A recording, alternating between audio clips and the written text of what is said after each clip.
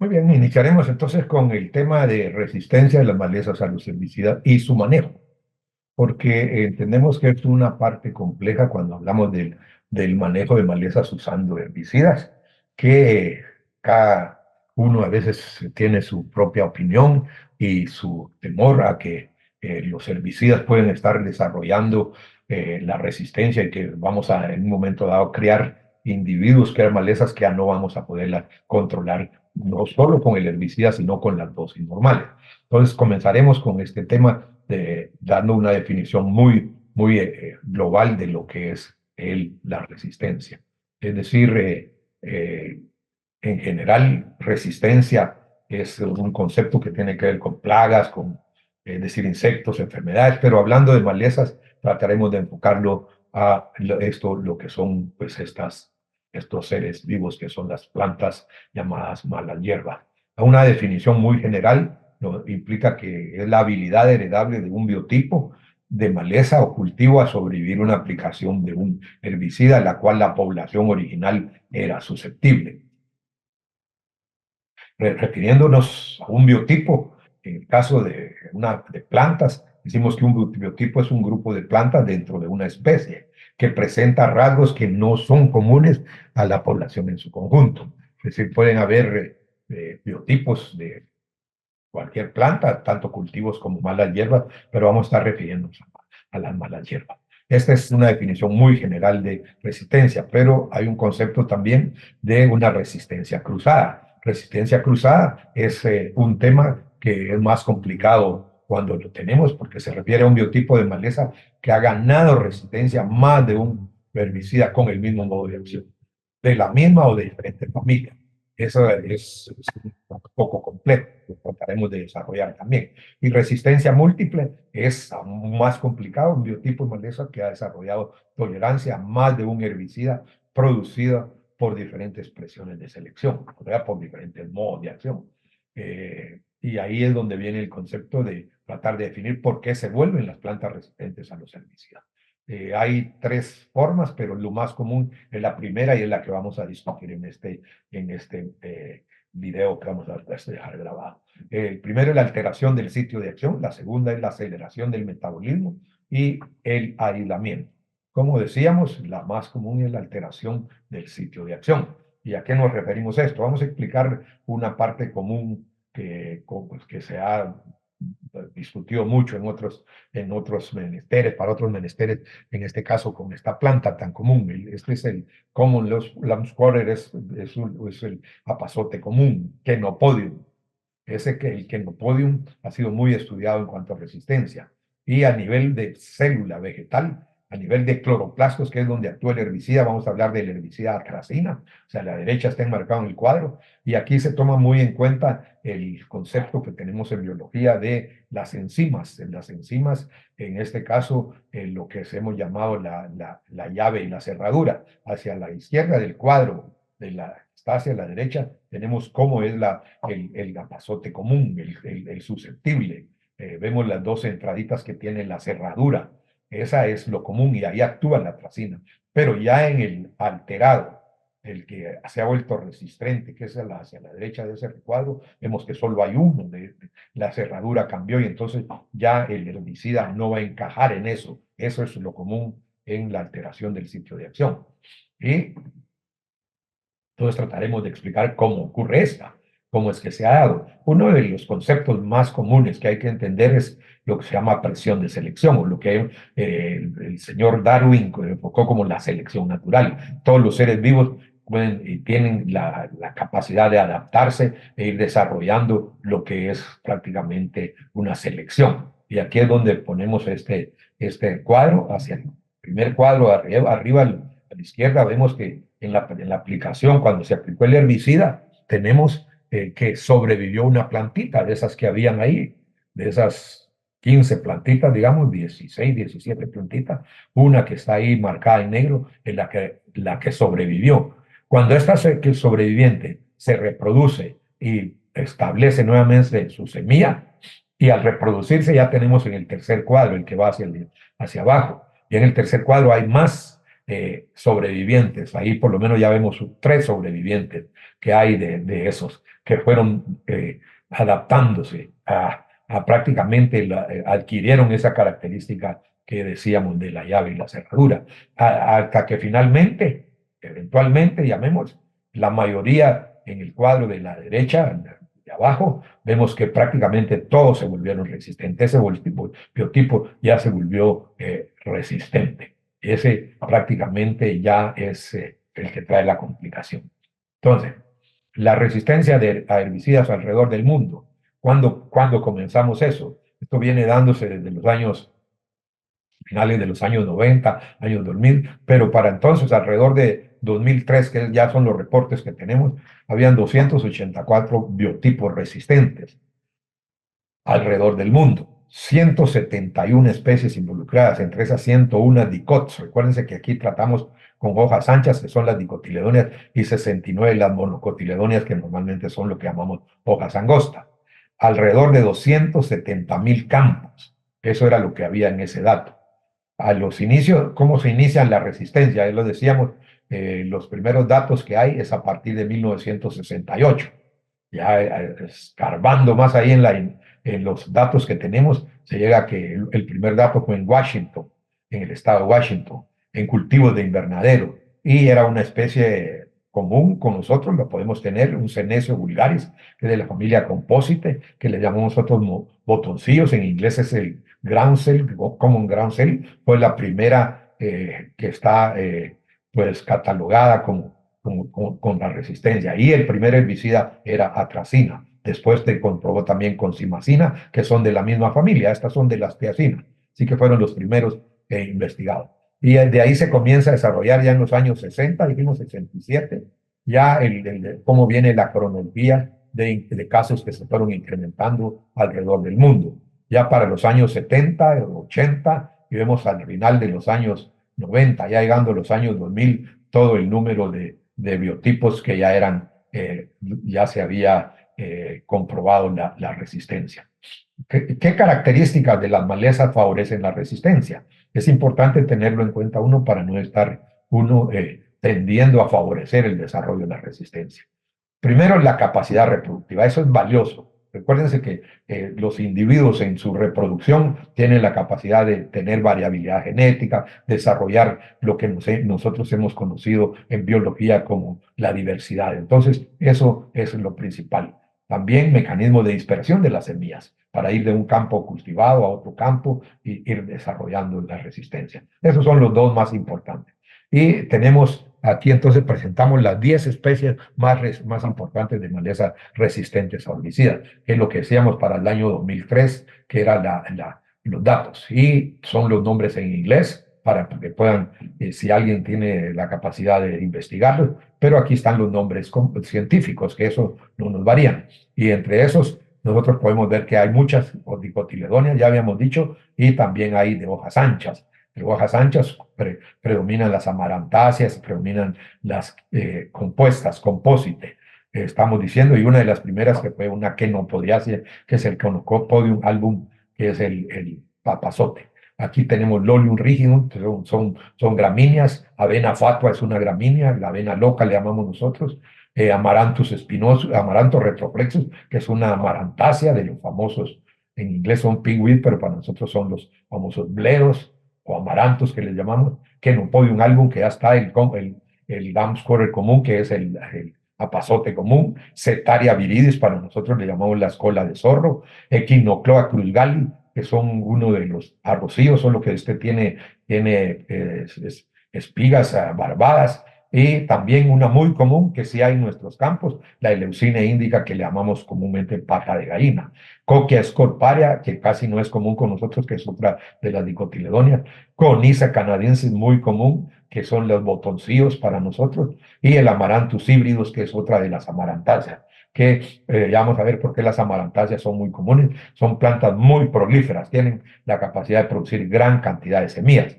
Y aquí es donde lo corroboramos. El número promedio de semillas producidas por planta para que vayamos viéndolos. En el caso de Amaranthus palmeri, que decíamos que es una de las más productoras de semillas, vamos a poner aquí abajito el número de semillas, aquí está, 400.000 semillas en la barra roja, Amaranthus palmeri, la Eleucine indica, no se le queda atrás, 40.000 semillas en la pategaína, el Poa annua, que es una de las gramíneas también, que 40.000 semillas, y el Shantium, que es uno de los llamados mozotes, pero no es, no, que es una planta dicotiledónea, que también unas 9.000 semillas.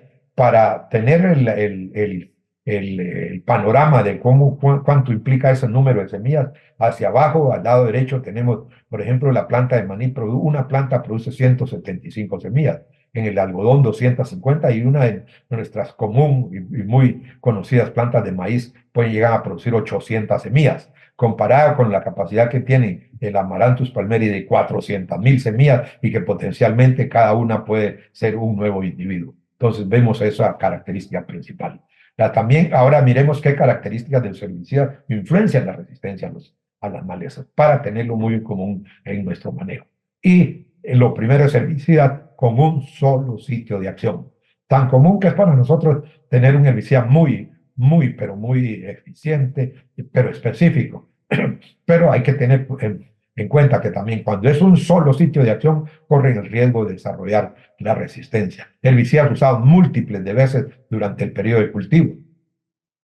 Tan común para nosotros cuando hay algún producto eficiente, lo usamos una y otra tras vez. Tuve la oportunidad de ver en unas aplicaciones de un herbicida paraquat, en las plantaciones de banano en el norte de Guatemala, donde hacían hasta 12 aplicaciones por ciclo, una aplicación mensual, y era una aplicación tras otra. Eso es muy riesgoso. Hay otra, herbicidas usados por ciclos consecutivos del cultivo. Cuando amarramos un herbicida en maíz, por ejemplo, tan común para nosotros usar la atracina, pero hay, ciclo tras ciclo puede llegarnos a desarrollar prácticamente esto. Y herbicidas usados sin otras estrategias de control. Es común centrarnos en una sola estrategia, pero aquí es donde le llamamos a la atención de cada uno de nuestros oyentes y los que están en nuestros cursos para que puedan desarrollar otras estrategias de control. Y lo he subrayado aquí en azul para que tomemos muy en cuenta. Uso repetido de un producto por más de 2 años puede causar un problema de resistencia a herbicida. No es que ya lo desarrolle, por eso recalco, puede causarlo. Así que más de 2 años con el mismo producto ya corremos riesgo de eso. Así que es muy importante tenerlo en cuenta. Y aquí de esto nos ha dado la pauta de cómo clasificar las malezas por modo de acción. Desde que se desarrolló esto en los años 60, las triacinas eran las más comunes, pero hemos visto, y las triacinas son las que tenemos aquí esa curva en blanco, fueron de las más estudiadas, más analizadas, pero a partir de los años 80, 90, cuando vinieron en uso las que le llamamos las ALS inhibidores del acetato, lactato, sintetasa, que son las famosas sulfonilureas, estas han desarrollado incluso algunas ya sobrepasan a las triacinas. Y una tercera que entra aquí son las que están ahí en una línea verdecita, que es la primera, se llaman inhibidores de la ACC, que son ASA. Esos son los inhibidores, las que tienen que ver con la síntesis de lípidos. Y aquí hay algunos muy comunes, triazolinonas y otros de esos herbicidas. Entonces, pero los importantes tenemos ahí las tiacinas y las sulfonilureas. Eso es lo que está documentado. Tanto que las más analizadas últimamente en los años 2000, 2010, por ahí, son las famosas ALS. ¿Y por qué? Porque son las de mayor trascendencia actualmente en el uso de herbicidas para el control de malezas. ¿Por qué? Porque con el manejo de las dosis, con ir disminuyendo la cantidad de producto que uno está aplicando al medio, las sulfonilureas han sido el último grito en la moda. Hay sulfonilureas que aplicamos nosotros 10 gramos por hectárea, unas 40 gramos por hectárea, muy eficientes, pero también, como son las de mayor uso, han dado lugar a que hayan datos más documentados de resistencia. Y algunos de los herbicidas, está el nombre comercial con que se han desarrollado en Europa, en Estados Unidos, algunos de ellos han venido a Guatemala, aquí tenemos el Axen, el Alai, que estos han sido muy comunes en maíz, que es el metsulfurón metil, el nicolsulfurón es el Accent, son sulfonilureas, han venido otros con esos nombres, Bicon, Cadre, tenemos los nombres con que se han desarrollado y algunos muy comunes en lo último. Permit, por ejemplo, es un cipericida que en Guatemala se manejó con el nombre ya de Sempra y otros nombres, es un alosulfurón metil, y también el Pursut, que tiene ese mismo ingredientes, el Pitón, etcétera. Estos prácticamente son sulfonilureas, de las últimas que se han venido en los años 2000 de uso. Pero también hay un herbicida que hoy por hoy sigue siendo el más usado, no solo herbicida, sino prácticamente el químico, el agroquímico más usado en el manejo de la parte de control de plagas, no solo malezas, y es el caso del glifosato. Y por eso es que en los últimos años, principalmente en los años 2000, 2010 y en los últimos años, se ha incrementado exponencialmente el uso de estos herbicidas. Algunos de ellos lo ponemos, es el nombre común con los que se comercializan, Ocean, Glifomax y Roundup, Roundup Ultra y Roundup Max y todos estos, que es el ingrediente, es el glifosato. Este herbicida prácticamente es como les decía, el más usado actualmente en el mundo. Y por ello son los casos que han venido incrementándose. Cada vez hay más casos, pero porque mayor el uso que hay. Uno de los primeros, las especies que se encontraron y que están documentadas es una Conisa bonaerensis, una de los botoncillos que fue en Sudáfrica. El Conisa canadensis o otra Conisa que es de la familia de las Composite, botoncillos para nosotros, que en Estados Unidos. El famoso que ya lo mencionaba, sí hay con nosotros, la Eleucina indica, que nosotros le llamamos pata de gallina, que está documentada en Malasia. El Lolium multiflorum, que es una también gramínea, pero no es muy común en Chile, en los viñedos y eso sí se ha descubierto, Lolium multiflorum. Otra de las gramíneas, esta, Lolium rígido, que en Australia, en Estados Unidos, en Sudáfrica, y una última que se ha encontrado también, el Plantago lanceolata, el llamado Buckhorn plantain, para nosotros son los famosos plantagos o llamados también orejas de burro y esas plantas. También tenemos entonces por qué el glifosato prácticamente es el que actualmente suena más y todo el mundo quisiera ver y casi siempre habla de resistencia herbicida. Cuando algún lotecito aplicado, alguna maleza se le quedó por una mala aplicación, vamos a ver por qué puede venir eso, ya está pensando que es glifosato. Y pensemos esto, los casos documentados que hay de resistencia al glifosato en Conisa canadense en Estados Unidos, que fueron confirmados esos datos, y ahí tenemos los años en que fueron confirmados en Delaware en 2000, en Tennessee 2001, en Indiana, en Madison 2002, en New Jersey 2002, en Ohio 2002, en Arkansas 2003 y en Missouri 2003 también, en North Carolina en el año 2003. Por ahí son los datos más documentados. De ahí partió toda una ciencia que vamos a llamarle, que es la ciencia de no solo la resistencia herbicida, sino la ciencia de lo que es el conocimiento de herbicidas, principalmente de lo que es su modo, su sitio de acción, partió de esto. Ya vamos a ver cómo va ligado esto. Entonces, Conisa canadense y resistente a glifosato en Estados Unidos. Ahí están los principales, decíamos, estados que se han documentado hacia el este de los Estados Unidos. ¿Y por qué viene? Pero decimos principalmente de glifosato. Estamos localizando eso. ¿Pero por qué? Miremos cómo es que ha venido el desarrollo del uso del herbicida glifosato en Estados Unidos, principalmente en esos 6 años, del 96 al 2002. Mírenlo, cómo fue cuando más se dio el boom de esto. Teníamos para maíz, en el año 96 en las barritas en azul, cada uno maíz, algodón y soya, que son los 3 cultivos donde más se usa glifosato. Y vemos cómo en los años 96, las barritas azules nos ven apenas 4, 13, 12 en los 3 cultivos. Pero miremos cómo se fue incrementando, principalmente a los años 99, 2000, donde el mayor uso en algodón y soya, en maíz fue poco, pero ya lo explicaré por qué, en algodón sí. Miren qué uso, estamos hablando del porcentaje de acres para los años 2000, 2001 y 2002 en algodón, 56, 57, 58% del algodón que se trataba con herbicida era con glifosato. Eso es importante tenerlo. O de los acres sembrados. De los acres sembrados se trataba con glifosato. Y miren, uno de los más violentos en crecer, soya. 62, 62, y ha llegado hasta el 78 en el año 2002. Eso hay que tenerlo en cuenta. ¿Qué es lo que significa? Que en el año 2002, 78% del área cultivada con soya en Estados Unidos se aplicaba con glifosato y 58% del área sembrada con algodón se trataba con glifosato. Maíz no era tan violento, 9, voy a comenzar con maíz y contrastando con soya.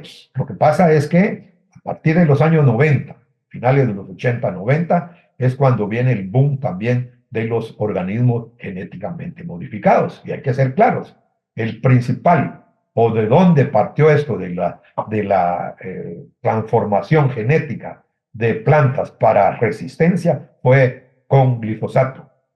Los primeros cultivos desarrollados para resistencia al herbicida glifosato se le llamaba Roundup Ready, que fueron desarrollados en los años 90, ahí está, para 2000, y fueron provenientes de cultivo de soya. Soya, en Argentina prácticamente llegó un momento en que el 80, 90% de la soya se aplica con glifosato y porque se siembra con la soya y también con el algodón, en Argentina no, pero ahí sí hay soya, con soya resistente al herbicida glifosato. Esa es una de las razones. ¿Por qué también entonces puede decirse que pueden haber más casos? Pero el aumento de casos no ha sido tan violento. Lo veíamos. Sin embargo, el área sembrada sí lo es. Entonces, resistencia a herbicidas solamente debería sospecharse cuando vamos a ir dando estos lineamientos, cuando otras causas de falla del herbicida han sido descartadas. No hay que irse con la primera. Cuando el mismo herbicida o herbicidas con el mismo modo de acción han sido usados año tras año. Y cuando una maleza que es normalmente controlada, ahora no lo es, mientras otras malezas sí lo son. Pongámosle atención a eso. Malezas sanas están mezcladas con malezas controladas de la misma especie. Y parches de malezas no controladas están esparcidos entre las controladas. No voy a hacer una falla, todo, sino, miremoslo. Por ejemplo, aquí tenemos una de esas Shantium, que les decía, uno de esos pensilvánico. Esa es una asterase.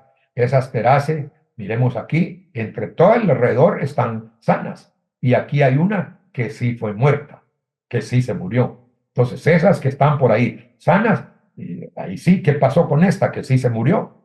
Y aquellas no se murieron. Entonces, ahí ya está una pauta para poder tener la sospecha de que puede haber ya resistencia de las que están quedando paradas.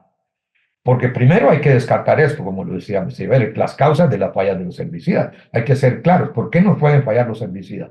Tamaño de la maleza, es decir, el herbicida fue desarrollado en determinada etapa del cultivo y si se nos pasó, ya la maleza está muy, como llamamos comúnmente en nuestro lenguaje guatemalteco, ya está taliste, ya está dura y queremos que le caiga la misma dosis, momento.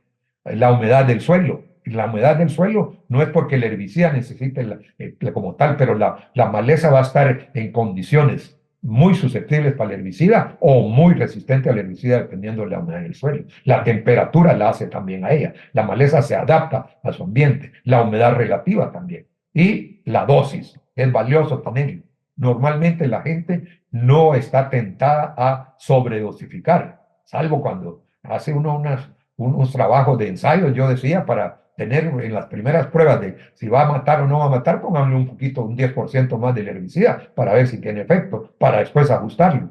Pero normalmente la gente lo que pretende es subdosificar para irse ahorrando lo que es la inversión en la aplicación. El método de aplicación también, eso tiene que ver mucho. Si es aplicado al suelo, si es aplicado al follaje, eso es muy valioso tener. Y la calibración, esa es valioso. hemos enfocado lo último a tener talleres de preparación y para que nuestros aplicadores y también los que dirigen las aplicaciones entiendan bien sobre calibración. No solo es de colocar el herbicida en el tanque o en el recipiente y démosle a la aplicación. Hay que tener claro cuánto está llegando al objetivo que tenemos. Y hay otros que también merecen nuestra atención. Subrayo esto, todas las posibles razones para una respuesta pobre deberían ser investigadas antes de considerar la posibilidad de una resistencia. Eso es muy valioso. Antes de considerar la resistencia hay que descartar todas estas. Entonces, las malezas resistentes a herbicidas también decía que es valioso establecer estrategias para control, para prevención y no dejarlo todo al herbicida. Por ejemplo, primero ser proactivo y no reactivo. Proactivo quiere decir, yo tengo que conocer a mi enemigo, tengo que conocer a la maleza, el método de aplicación, quién lo va a aplicar, es decir, antes de eso y no ir reaccionando, ¿qué pasó? Utilizar otras tácticas de control, por ejemplo, el cultivo, el arado, la rastra y otras opciones. El cultivo en hileras, el cultivo, la rotación y otras que pueden darse. Rotación de herbicidas con diferentes modos de acción. Si usé un herbicida, un modo, y yo quiero controlar determinada especie y sé que también hay otra opción con otro herbicida, hay que rotar esos herbicidas. La rotación de cultivos que lo hacía ver, también no estar muy prestado al mismo monocultivo y un año tras otro. Monitoreo los campos. Eso es valioso, no solo aplicar y por ahí al mes o a los 2 meses a ver si trabajó. Estar constantemente, qué pudo haber fallado, está trabajando el herbicida, cómo es su acción, qué maleza se está controlando. Ese es el monitoreo. Y la prevención de la producción de semilla. Obviamente, si yo sé que el arroz boeria, yo lo he comprobado, a las 3, 4 semanas ya dio semilla, yo prefiero ir entrándole a un enfoque de preemergencia antes que emerja y no ir siendo ya nada más reactivo. Limpieza de equipos de labranza y cosecha, lotes inundados con malezas, es valioso considerar cómo los voy a tratar, no con el mismo arado. De repente puedo rotar mis equipos de aplicación si no puedo limpiarlo, porque si entré a un lote que ya estaba infestado de una maleza, es preferible rotar el implemento. El uso, y aquí viene una pregunta, un cuestionamiento. El uso de dosis reducidas, que les decía que es tan común tenerlo con nuestra gente, ¿tiene influencia en el desarrollo de la resistencia de maleza a herbicidas? Yo lo pongo aquí, algunos dicen sí, otros dicen no. Yo creo que si a la larga es una costumbre, es una cultura, sí puede tener efecto. Pero en un efecto, de uno a otro, puede que no, porque se me pasó y en 1 o 2 veces o 3 veces, pero no que no sea una cultura. Genéticamente sencilla o multigenética, como en la resistencia, hay que tenerlo. Dosis de supresión de selección, no es la misma dosis que llevo en el momento oportuno en que era el herbicida preemergente, pero yo no soy muy partidario de decir, mire, este es un herbicida postemergente temprano o es preemergencia tardía. Preemergente o posemergente, y hay que darle el momento adecuado para no tener este problema. El uso esporádico de la dosis más baja que provee control efectivo. Eso sí puede dar a algún momento la reducción de dosis. Ahí hay un link que lo pongo para que lo copien si ustedes quieren. Más información sobre existencia de herbicidas. Todo esto está basado en lo que es la Weed Science Society. Ahí está el link de International Survey of Resistant Weed y la UGA de Weed Science website, que también están ahí. Eso pueden ustedes tomarlo y accesar. Pero ha sido importante esto, y ahí voy redondeando el tema. La resistencia a herbicidas es una ilusión, es una realidad. Para algunos ver un lote que se quedó, que se evadió la aplicación prácticamente y quedó parado ahí después de la aplicación, ya está pensando que hubo resistencia, así como una plaga, un insecto que ya uno está pensando que vamos a crear monstruos y que después no los vamos a poder controlar. Pero es una ilusión o es una realidad. Miremos así rápido. ¿Por qué se vuelven las plantas resistentes a los herbicidas? Para poder y nosotros tener estrategia de no dar esas condiciones. Una de ellas, ya lo dije, claro, alteración del sitio de acción. Es lo más importante tener en cuenta, la alteración del sitio de acción. Y esto es lo que ha dado prácticamente a la clasificación de los herbicidas por su sitio de acción, que eso en los años 90 solo se tenía por ahí indicios de cómo era, pero a partir de finales de los años 90, año 2000, ahora consta, cada año sale una nueva clasificación de los herbicidas por su sitio, modo de acción. Y eso lo da, ya les voy a poner ahí el link, lo da anualmente, porque esto nos condujo, el estudio de la resistencia a los herbicidas nos condujo a tener claridad en la clasificación de los herbicidas por su sitio de acción. Han habido tres sistemas. En los años 2000 se barajaban y todavía por ahí están los tres sistemas. El sistema de clasificación de la WSSA, Wheat Science Society of America. Ese es uno de los pioneros. El sistema de clasificación australiano fue el que vino después de ellos y actualmente el que está en uso prácticamente en todo nuestro sistema, en Europa, en América, en Sudamérica, y todos nosotros usamos ese sistema de clasificación, de lo que se le ha llamado, vamos entendiéndolo, así se le llama, la HRAC. ¿Para qué? ¿Qué significa esto? HRAC es por sus siglas en inglés. Herbicide Resistance Action Committee. Ese es, con pocas palabras, decir, el comité de acción de resistencia a los herbicidas. Y esto es lo que ha dado esa clasificación, y es la que vamos a estudiar. El sistema de clasificación de la HRAC, Herbicide Resistance Action Committee, está basado en la resistencia de las malezas a herbicidas. Por eso les decía que fue valioso el análisis ese, el estudio de unos 20, 30 años de resistencia a herbicidas para aterrizar en lo que hoy tenemos el sistema de clasificación de los herbicidas por sitio de acción basado en la resistencia de las malezas a los herbicidas. Y aquí es donde venimos. Analicemos cómo es que las malezas se vuelven resistentes y a qué es. Esto es a nivel celular, un poquito de biología, no va a profundizar hasta mucho, pero uno que estudia ya malezas y principalmente el tema de herbicida debía estar familiarizado con esta parte biológica, la biología principalmente enfocada a plantas. La resistencia a las malezas herbicidas por modo de acción. Entonces ya decíamos, el cuadro anterior lo vuelvo a tener aquí, ya para finales de los años 2000, decíamos que las principales eran las inhibidores de las ACAC, que estaban las imidazolinonas y esos herbicidas por ahí, están las sulfonilureas, los amarillos son los inhibidores de esa acetato lactato sintetasa, que son las sulfonilureas, y las triacinas tradicionales, esas en blanco por ahí, que son de las prácticamente más comunes. Vienen por ahí unos secundarios. Últimamente han venido las ureas, el caso del diurón, han venido las ancinas sintéticas como el 2,4-D y todo. Y para que veamos, aún con todas las hectáreas que se siembran en el mundo, en Estados Unidos, en Europa, es increíble todo lo que se trata con glifosato. El 35% de tecnología para producir granos, dígase avena, cebada, centeno, tuve la oportunidad de verlo en Europa en el año 2003, es tratado con glifosato. En Estados Unidos, más del 60% de soya y de algodón se trata con glifosato. Entonces, con razón hay para que pueda. Pero, sin embargo, miren, son escasos sí hay ya datos de resistencia. No queremos decir que no. Para la cantidad que se usa, no es de amedrentarnos en el caso del glifosato. Las otras sí es muy tomarlas en cuenta, principalmente las sulfonilureas, las triacinas, que son las más tradicionales. Esas tres que tenemos y las imidazolinonas por ahí. Entonces, ahora vamos. De acuerdo a eso, los herbicidas se clasifican por su sitio de acción. Qué importante es tener. Con esto voy a concluir para dejarlo. No vamos a profundizar porque el tema hoy es de resistencia, pero eso nos ha dado a lo que en otro tema profundizo. Si alguien tiene la oportunidad, accese a lo que ya tenemos en nuestra página. Tenemos ahí cómo es la otra parte del desarrollo de puramente el modo de acción, mecanismo de acción de los herbicidas. Pero esto está basado en el sistema de clasificación de la HRAC, Herbicide Resistance Action Committee. Entonces, de eso tomamos a nivel celular.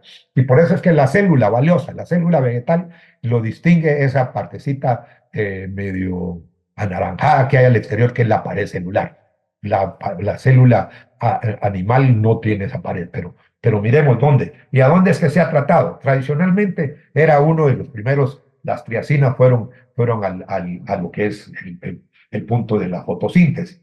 Pero lo último que hay, yo lo he resumido y bueno, todo el que trabaja en esto resume en las siguientes partes. Las partes celulares más comúnmente involucradas en resistencia son estas, los microtúbulos. Recuerden, los microtúbulos son esas partecitas que se forman en la división celular. También son los cloroplastos, famosísimos, para el proceso de fotosíntesis. y la mitocondria, que es una de esas, no muy común, pero también en el caso de las plantas, yo le llamo a estas, en fisiología profundizo, tanto el cloroplasto como la mitocondria son las centrales energéticas de la célula.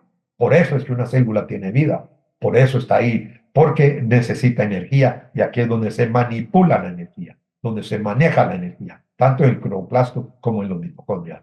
Y uno último que hay también el núcleo de la célula, la parte central de una célula. Esos cuatro componentes, su organelo, son los involucrados en la resistencia. Quiero decir, en la resistencia y la clasificación que ahora tenemos por su sitio de acción, que de ahí viene, después yo lo analizo en otra unidad, también el modo de acción. Entonces, por su sitio de acción, que el mitocondria, que los microtúbulos, cloroplasto, mitocondria y núcleo. Y entonces vienen los procesos. Terminemos estos procesos. Normalmente estos procesos son los más comunes. Síntesis de ácidos grasos que tiene que ver con la parte del cloroplasto. Ahí en el cloroplasto es donde hay más. En el cloroplasto, recuérdense que después del proceso de fotosíntesis se tienen que sintetizar los distintos componentes. Entre esos vienen tanto las grasas, los lípidos y como las proteínas. Entonces la síntesis de ácidos grasos es uno de los más comunes. Hay otro en la fotosíntesis ya como tal, la misma fotosíntesis. Hay una más en la síntesis de aminoácidos. Son comunes los herbicidas que tienen que ver con su sitio de acción con esto. Ahí estamos en el cloroplasto. Yendo a la parte de puramente la pared celular, el límite que les decía, esa partecita anaranjada, últimamente han venido unos de nuevas tecnologías que hay en herbicidas, que es la síntesis de la pared celular, que tiene que ver con la celulosa. Es porque es el componente principal de la pared celular. En el caso del mitocondria hay dos partes por ahí, la síntesis del tetrahidrolato, que es un componente ahí de la parte energética, y la síntesis de ATP, que es la pura energía de la célula ahí en los mitocondrias. Asimismo, hay una parte en el núcleo, que es la regulación genética por hormonas. Recuérdense que ahí es donde están involucrados los ácidos nucleicos, el ADN, el ARN, y todo tiene que ver con esa parte que están por ahí, la regulación genética. Y el transporte hormonal, que es otra de las partes que tiene que ver con lo que el núcleo regula. Y lo último que queda, que viene a esta parte, la división puramente de la célula, que tiene que ver con los microtúbulos, la organización de los microtúbulos, cómo es que estos microtúbulos se organizan para el proceso de la división celular. Entonces, resumiendo, la resistencia, el estudio de la resistencia de los herbicidas, el análisis de todo esto nos ha llevado a un puerto seguro de poder clasificar todos los herbicidas. Hoy, cualquier molécula que está ya en el mercado, en el uso, o que viene de nueva, debe encajar y encaja en uno de estos sitios de acción. Sitio de acción está refiriéndose específicamente a ese punto, proceso fisiológico donde actúa el herbicida, que ha sido descubierto principalmente al estudiar la resistencia a los herbicidas. Con esto finalizamos el tema y podemos después enfocar lo que es puramente el mecanismo, modo de acción de los herbicidas.